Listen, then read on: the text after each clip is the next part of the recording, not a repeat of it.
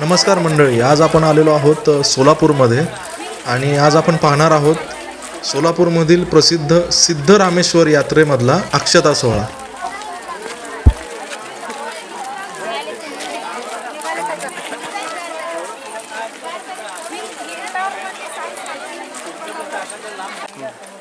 बाराव्या शतकामध्ये सोलापूरचा उल्लेख सुवर्णपूर अर्थात सोन्नलिगे असा आढळतो।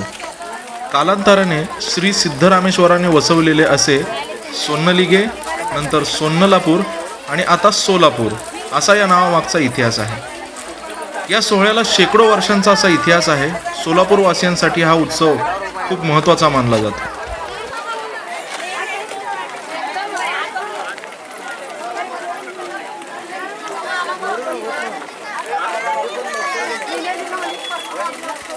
आपल्या उजव्या बाजूला ही जी तटबंदी दिसत आहे ती सोलापूरच्या भुईकोट किल्ल्याची तटबंदी आहे।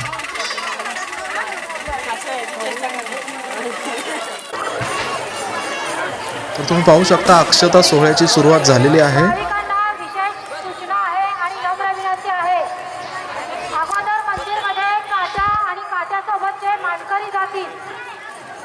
ही सूचना भाविकांसाठी देत आहोत। कोणत्याही भाविकांनी मंदिर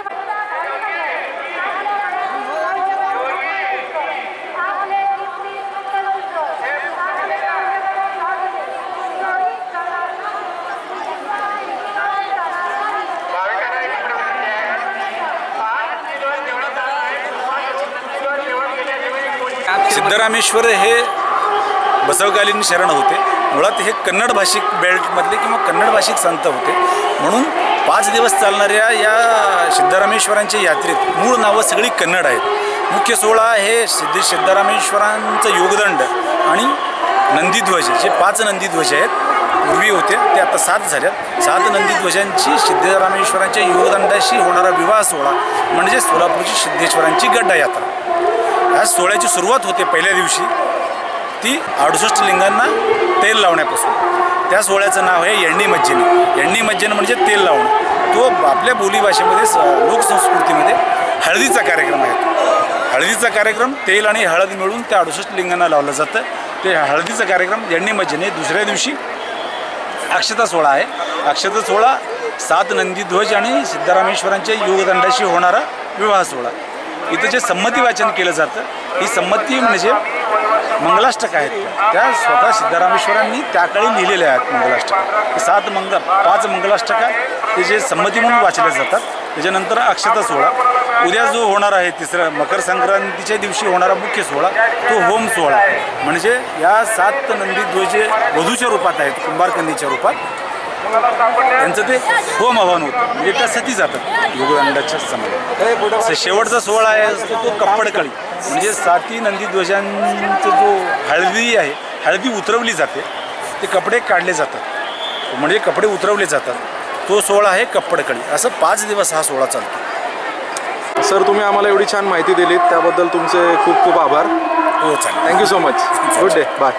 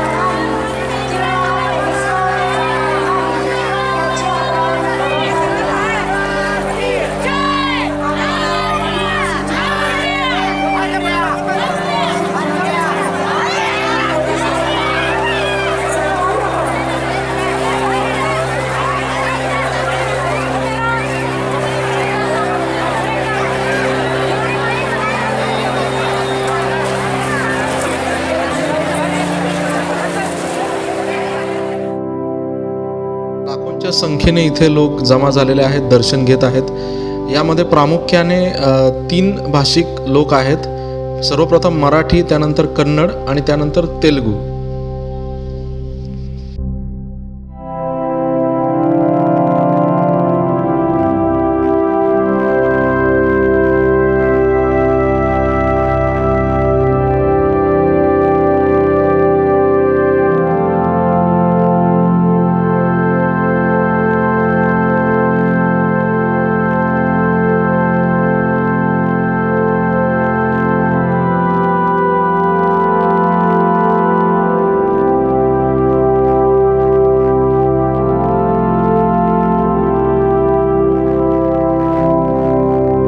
सातही नंदीध्वज हे प्रमुख मंदिरामध्ये नेण्यात आलेले आहेत. तर आता आपणही या रस्त्यावाटे प्रमुख मंदिराकडे जाऊयात. हे मंदिर चारही बाजूने सुंदर अशा तलावाने वेढलेलं आहे, त्यामुळे हा एकमेव रस्ता आहे जो तुम्हाला प्रमुख मंदिराकडे घेऊन जातो. तर चला आता आपण प्रमुख मंदिर पाहूयात. मंडळी, या पुढचा व्हिडिओ मी पार्ट 2 या नावाने अपलोड करेल. तर तुम्ही नक्की चॅनलला सबस्क्राईब करा आणि दोन्ही व्हिडिओ एन्जॉय करा. थँक्यू.